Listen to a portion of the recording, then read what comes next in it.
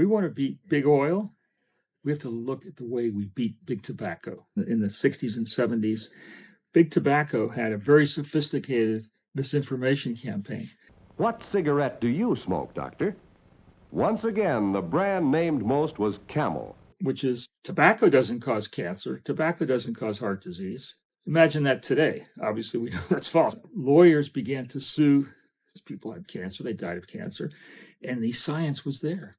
At first, big tobacco was winning these lawsuits. And then after a few years, they figure out different causes of action, and they began to win huge multi-million-dollar verdicts. Now, big oil is kind of in the same spot.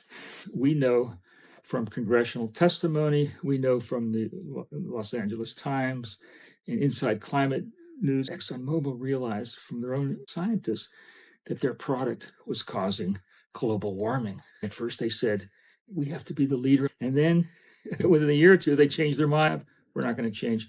Let's create a misinformation campaign. Same playbook, the same people, the same public relations firms.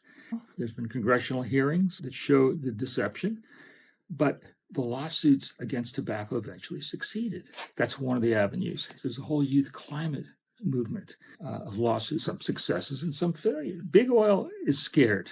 Some of these lawsuits have been successful, not only in the United States, but in Scandinavian countries and other places. They're starting to recognize Ecocide.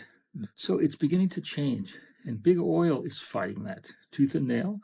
But eventually they will begin to lose. And when they have $100 million verdicts against them by cities, by state, they're going to start to lose, and they have to change their tune.